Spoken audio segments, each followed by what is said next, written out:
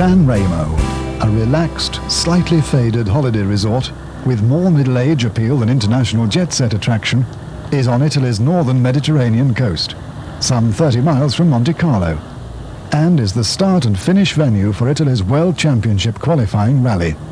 Works-supported crews from Audi, Lancia and Opel are joined by leading privateers for this, perhaps the deciding round of the 1983 championship, as far as the manufacturers are concerned. The first day's action takes place in the hills behind San Remo. The narrow, twisty stages are thronged to saturation point by hordes of enthusiastic Italian spectators, who, despite the fact that the road is a special stage, insist on parking along its entire length, putting the reliability on pace notes in serious doubt. Despite this, the leading crews howl through the stage, setting incredible times compared to last year's efforts. In some cases, whole minutes are lopped off the target times, such is the improvement in performance in the space of 12 months. As predicted, the Lancias are leading the pack. However, no one's prepared to see them in first to seventh place, led by Walter Röhrl, followed by the Opels of Toivonen and Vatanen.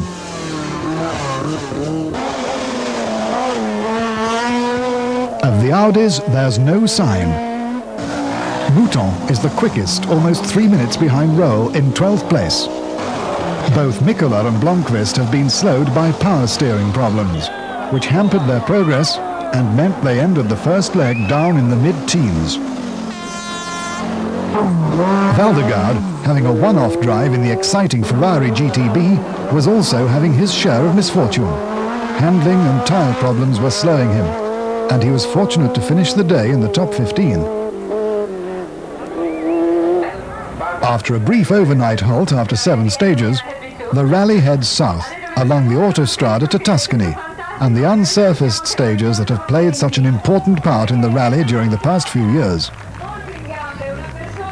1983 was to be no exception, and whilst the organisers had reduced the number of gravel stages, some said to favour the Lancias, they still formed an important part of the route.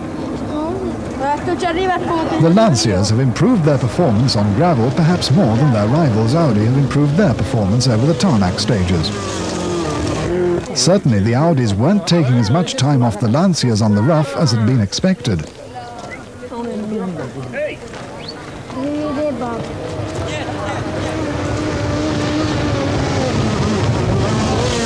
Of the others, Opel were obviously trying as hard as ever, with both Toivonen and Vatanen setting good stage times to be in 3rd and 6th places respectively. Now they were on the loose stages, more to their liking.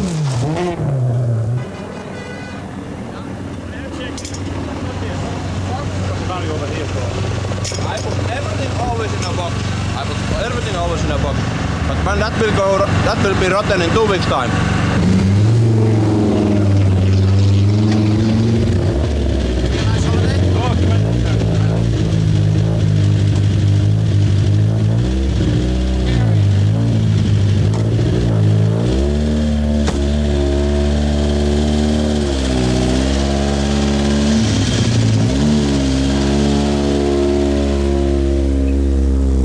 At the head of the field, Röhrl has lost his lead. A succession of problems, not the least a puncture, braking difficulties and a broken compressor belt, drop him way back into 16th place. Alain, the ever-consistent and totally loyal Lancia driver, is in the lead. Behind him, Mouton, trying for a repeat of her first World Championship victory 2 years ago. And then Toivonen.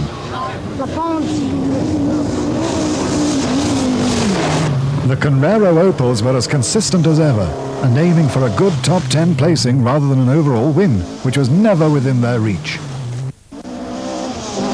Of the others, they just kept going as best they could. The San Remo rally is often underrated, and is as tough and demanding as they come, where only the fittest survive, as many were to find to their cost.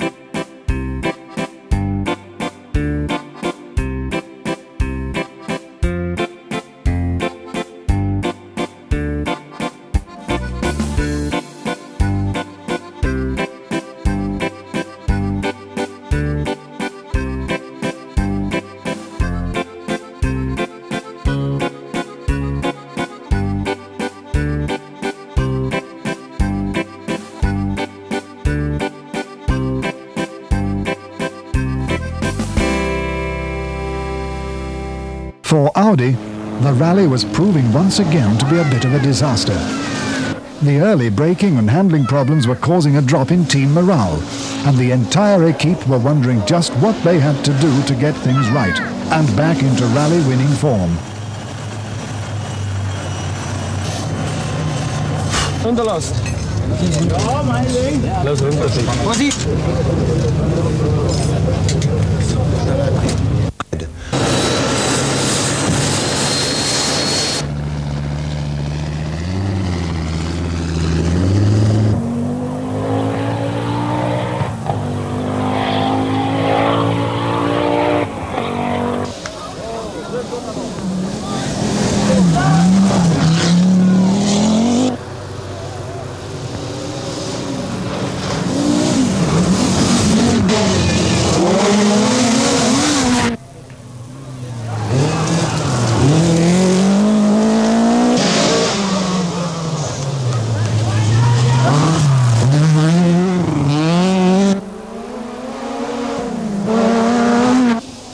The overnight halt in the beautiful city of Siena allowed crews the opportunity to pause for breath before another long series of gravel stages en route to historic Pisa.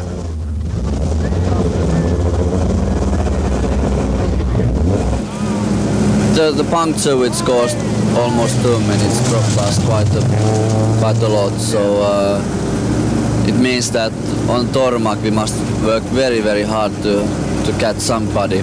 I mean, on the loose for sure we are losing time for Quattros and even for Lancias. So it will be quite interesting now to see what happens on Tormak. But of course you were more competitive yesterday on the loose than the previous day. You were holding the Lancers, if not the Quattro, surely yesterday. Yeah, well, okay, we were trying a bit more yesterday, and I suppose that because we had the puncture now, we should try even more. Even more. So is it all loose today? It's all loose today, so I think it's maybe better even us today because it's a bit faster roads. It's not these Mickey Mouse stages where these Quattros will have the advantage from four-wheel drive. So I'm hoping at least. So. Good.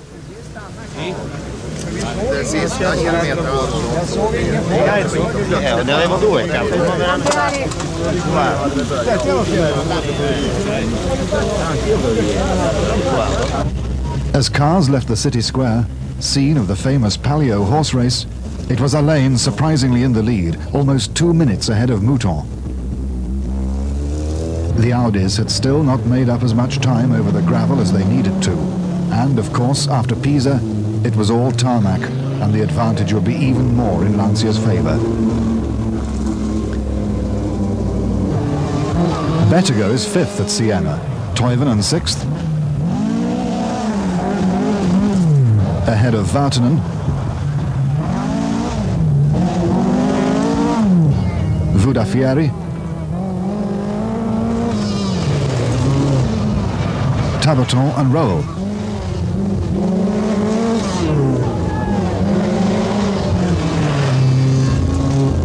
With Italian favourite Cerato 11th. Only seconds were to separate crews as they fought across the dusty gravel tracks of Chianti country. No one made any clear signs of moving ahead, save for Roel, who had been moving steadily back up the field in typical fashion, much to the consternation of the others. Audi were to have disaster piled upon disaster. Nicola, not having the best of rallies anyway, finds himself blasting along a stage with a car which is well and truly on fire. Only quick action by himself and co-driver Arne Hertz allow them to get out of the car before it's completely gutted, and is a total write-off.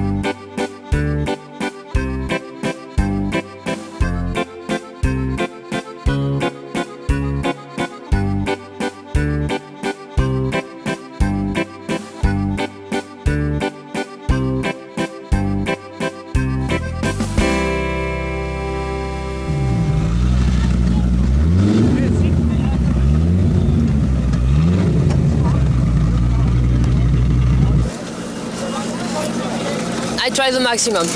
Have you caught any time up on Marco? Yes, but I think now Stig is second behind Marco.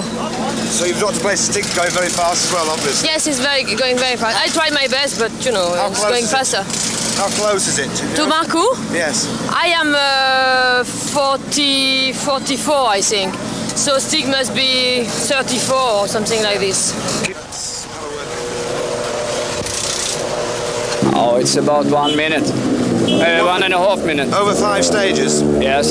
So are you only 20 seconds behind, something like that now? Oh, it's more. It's 57 or something. As much as that still? Yeah. You should have him during the afternoon. Oh, I think it will be difficult, but we have to try.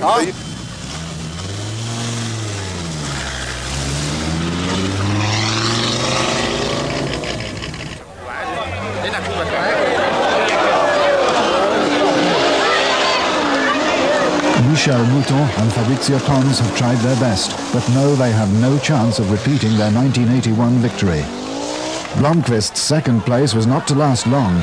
Having hit a wall and punctured a front tyre, he drove slowly through stage 33, lost 1.5 minutes, and dropped back to third place. He regained it on the next, when Mouton suffered engine problems, dropping her to 7th.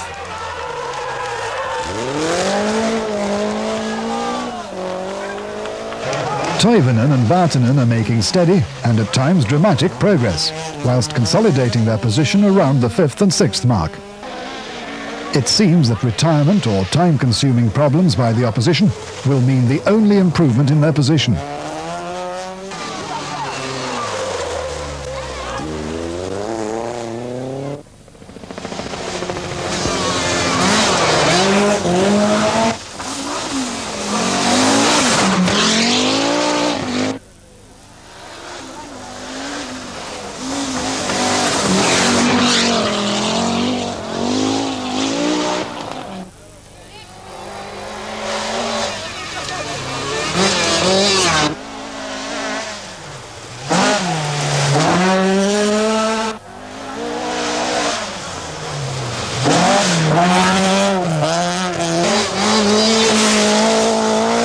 In the shadow of the famous Leaning Tower, the survivors line up in Parc Fermé. Alain is confident he can maintain his lead. Like yesterday in this third let-up in gravel is very difficult for me. It's too many in gravel in the road, and I am the first car I pass, you know, in big problem in all the time in car going too much sideways. I'm not having traction, and that is only my problem yesterday. And last days I broke in alternator, and that's all my problem only. You're back on the asphalt now, and presumably you're confident you can hold the Audis off, no problem. Okay, I hope he's coming good rally, you know. Still very long rally. You have in last night in Ronde and very long stage, but I hope he's coming good rally in Lancia for me.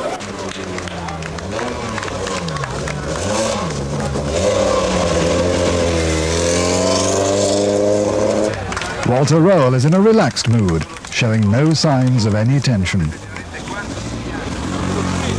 On the run along the Autostrada, Röhrl grinds to a halt with a broken compressor belt, yet again. Fortunately, his chase car is on hand to rectify the fault, and it's a supremely relaxed Walter who sits on the Armaco of the Autostrada, enjoying the autumn sunshine and discussing the future.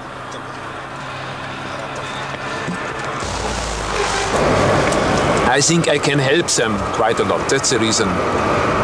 For sure, you cannot find a better team than this one. They are now 17 years in rallying. They have so much experience. But I hope I can help a new team like Audi. It's new for 4 years. You were saying this morning at breakfast that they're a team that try to win from technical superiority, and they aren't organised. They don't think. That's right, yeah. For sure, I hope I can help them quite a lot. And for sure I can help the other drivers. If you talk the language, it's much better to talk to the mechanics. As Hannu or Michel, it's no way to talk to the mechanics. But I can tell them, listen, we want this one. It's very important. It's not a chicane or something like this. We need this one. I think it's quite helpful. No, grande capito. Slowly, no. Okay, loading. The last stage before the San Remo finish, and the order is established. Alain first after a superb drive. Roll second, a fitting reward for a splendid drive back up through the field after his early problems. Bettega making it 1, 2 and 3 for Lancia, and thereby confirming in convincing style their World Championship title. Blomqvist, after all his hard work, has crashed during the night, allowing Toivonen into 4th place ahead of Biasson's Lancia in 5th, and the Conrero Opel of Cerato 6th. Mouton has slipped back to 7th, whilst Vatanen too has retired after crashing. In 8th comes Frenchman Bernard Darniche, who has been a little disappointing in the 4th Works Quattro. 9th, Noborasco and Cianci, winning Group A with real Italian verve in their Tre Gazelle Alpha GTV 6.